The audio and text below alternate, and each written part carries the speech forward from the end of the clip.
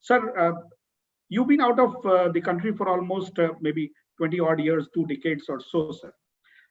How do you see the reaction of the Indian insurance companies towards this challenge of COVID vis-a-vis the business continuity, sir?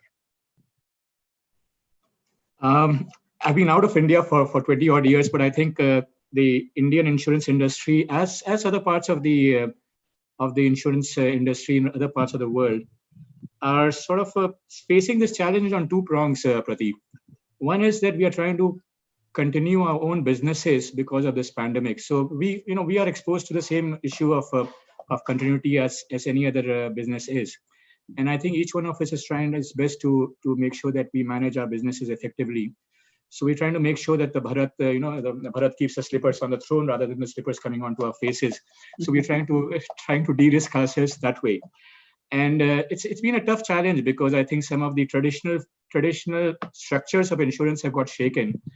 Primarily, for example, if you look at distribution, now distribution has typically been a very physical nature of us doing business. There's been a physical handshake always. There's been a physical proposal form. Now that's gone for a toss. Claim management has gone for a very, very different dynamics. And I know some of us are doing better, some of us are doing better or not so better. But there's a huge amount of challenge that we are facing as business managers. The second challenge we're facing is on our insured that I think Rakesh mentioned about these questions that are coming up in terms of, say, business interruption. Typically, business interruption, loss of profit arises out of a material damage. That's been the classical one.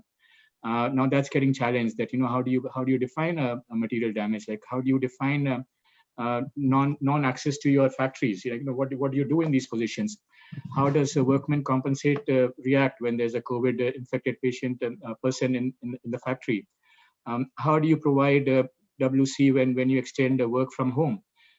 So I think these are questions that are really intriguing us, and I don't think the answers have been found, but each of us is trying its best. The good thing of our trade of insurance is that we every day experience and expose ourselves to risk. And the good thing is that for the last 300, 400 years, we've been surviving risk, we've been thriving on it, and we've been finding solutions. I think some examples, like for example, the example of Wimbledon comes to fore. Like Wimbledon has been paying a premium of $2 million every year for the last, I don't know how many years. They never had a claim. 17 years. And now this year they've had a fantastic claim, and I think they've recovered nearly 1,000 odd crores from that insurance. Now that's a brilliant example of how a good risk manager identified the issue of business continuity based on pandemic, and then found the insurance as one of the solutions to it. So that's the answer. I think we're still finding answers, but there are still questions to be found answers to. Sir, can you tell us what kind of insurance policies do you think would be helpful to take care of a crisis wherein we need a business continuity plan? Yeah, Prateek, I think the insurance that is required in any continuity is basically an insurance for resilience. This entire area of business continuity or risk management is about making sure that the operation that one is running or managing is resilient to changes. And that's where the excitement of it happens, as was mentioned by Rakesh, that the chief risk officer does various scenarios, various permutations, combinations to see whether things can go wrong. Now, to assess that risk, there are two things. Like for example, if we talked about cyber, again Rakesh mentioned about cyber security. Now, is there a probability that someone is trying to hack into this webinar as of now? I think the answer would be yes. Most probably there is someone trying to hack. Is there a probability that the hack will be successful? The answer becomes maybe less probable, because I'm sure the Zoom has its own security. You guys have your own security. We all have our personal firewalls. So I guess the chances of that getting impacted is still less. And then the final question comes, okay, supposing it is hacked, what happens? What will happen? Will there be a financial loss for this example? Now, if there was a financial loss, when we spoke about Wimbledon, then clearly there will be a need for insurance to come in and say, okay, there is a chance of an event happening. There is a potential of a financial loss happening. Can insurance come in and play a role? But in this example of this webinar, I guess because there's no financial loss, we don't really need an insurance. So the chance of a hack happening is still there, but there's really no loss going to happen to any of us. We may be a bit embarrassed here or there, but there's really nothing going to be like majorly interrupted. So you don't really need an insurance there. So I think that where insurance comes in is really wherever there is a risk and wherever there's a chance that there would be a financial loss, either because the asset is damaged or the asset is not able to produce what we want to produce. Now that's the magic of insurance, that we can create so many different. And Tapan mentioned this fantastic example of how the Indian industry responded to the COVID cover.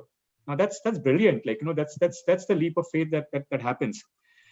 So I think that's the products that can come in to for business community are really are infinite. But as of now, the products that are being spoken about really are the cyber insurance risk, both at the enterprise level and at the home level, because many people have started working from home.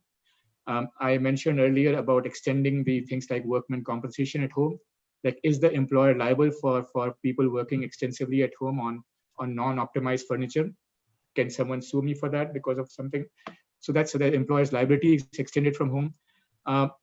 Things like, the non-material damage for BI and for loss of profit, like, can pandemic be covered as an event that can protect the loss of profit? Answer is yes, it can be, but it will come at a price. And again, as Tapan mentioned, will the clients be willing to pay for the price? So I think these are some of the things. There are extensions on travel insurance. There are extensions on health insurance that are being spoken about. So there's a fair amount of different products that are coming up. But the general rule, Pradeep, what I'd like to highlight is that insurance will come in and design a product if there is a chance of a risk occurring, and that risk will result in a financial loss. If that happens, if these two happens, we will design a cover for that.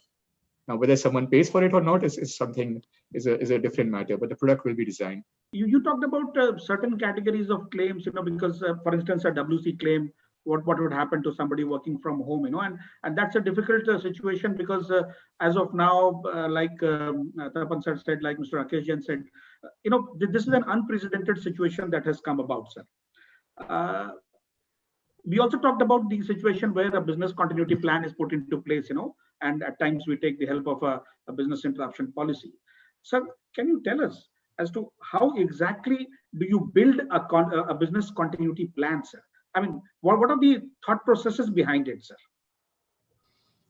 Great, fantastic question, Prateek. So you build it over time, and I think again it starts off with the desire to keep a business resilient, and then and like I mentioned earlier, the resilience can be tested by different aspects, and different parts of the business can get tested. For example, if you have a server room, the server may get flooded, or something could happen. So I think there is an element of a fairly detailed element of finding out the assets that are important to the business, both in terms of the output that they do and in terms of the duration that they can survive an event. And then there is the need to sort of do the assessment of an event occurring, like we talked about earlier about cyber hacking, and then Tapan mentioned that he will still sue you in case we are hacked here. So I think these are the things that starts off with the essence of a business continuity plan. So there's a frequency, like as insurance guys talk about, we talk about frequency or the incidence of an event happening, and there's a severity assumption that is saying like, okay, if it happens, what is the possible quantum of the loss that could arise? Some of the events can't be insured against, some of the business continuity plans, and I think this pandemic is really testing us. And you guys mentioned about the pool, which I think is possibly till there is more science behind this pandemic. I think a pool is the only way ahead, possibly. But some of the insurance risk, some of the events can't be insured. Like for example, flood in certain parts of India or certain parts of the world has become a regular event. It's very difficult to insure that. We can ensure that, but the premium rates will be so high that it just becomes unimaginable. So then, how do you still want to make the nation or the country resilient? So what do? So you build canals, you build dams. So insurance is not necessarily the only way of building resilience. Now, when we talk about this pandemic, it basically started off the disease, and then it went on to distance, saying that okay, like to control the disease, let's get into distance, and then death started happening, where this entire depression happened. Like, say, oh God, this is a serious disease. This is not, distance is fine, but you don't need to In fact, people are dying, and it's going to be major drama. And because of that, the economy started going for a toss. The people's mood started going for a toss. Now, again, Rakesh mentioned business still had to be done. So digital became a way out of it. Now, was there insurance? No, that wasn't insurance. That was just a way of doing business differently. I think the basic core of business community of resilience starts with culture. And you asked this question to Tapan and Rakesh. It really starts with people and the culture. There will be certain events like this event of the pandemic, or the what is known as the black swan events, which none of us, or very few of us, can really imagine. I think the risk manager of Wimbledon must be given a Nobel Prize of insurance, because he could imagine that, he could fight, he could still demand the 2 million of premium every year till the claims happen. But most of us succumb to that pressure of saying, okay, fine, this is not required. Let's move on. I think, but if the culture is strong, if the culture is resilient, if the people are really there to respond, even an unknown event can be responded to.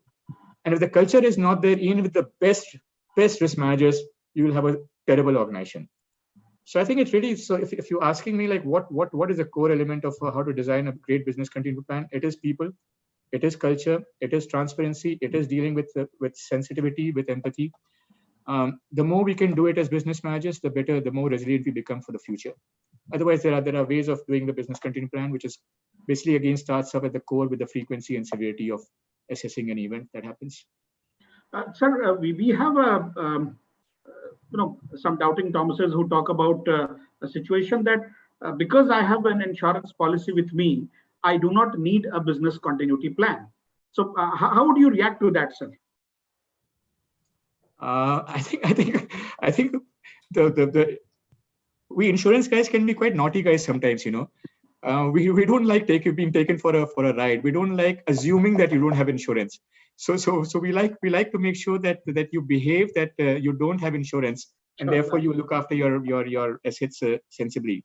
But like I mentioned, insurance can possibly protect your certain events that are very definable, like for example, like a rain, a flood, a fire, things like that. It's very difficult to make insurance your only go to reference for making your business resilient. Garment manufacturers are going through a major challenge just now because the supply chains are shifting, things are happening. The buyers are collapsing. Now you can buy a credit insurance against them, but how long? The premiums are just going to keep climbing up.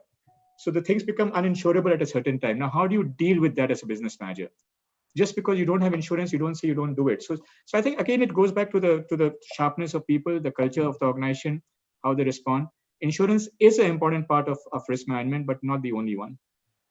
If I can conclude from whatever you talked about on the business continuity plan, we are basically talking about three key elements. One is resilience, of course.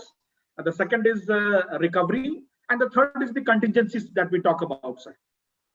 If an organization is serious about risk management, then it does need to have a regular rhythm. So classically, you'll need the risk committees, you'll need the board risk committees, you'll need various things to happen. And that has to be steadily studied, it has to be updated, kept informed. I think what the last 8-9 months have shown is that despite our best efforts, we may still get a slap on our face by events that we're not ready for. And COVID is definitely one of them. And that's where the culture of an organization or the culture of a society comes into play. I think how nations react, how people react when unknown events happen is quite a clear view of how the society is shaped. And that's where organizations have failed. So I think while there has to be a very steady and a regular rhythm of making sure that an organization knows its risk and therefore finds its solutions to it, I think the organization also has to be modest enough to know that there could be events where they'll be kept with the pants or seen with the pants down. And that's when the people's general courage will come about.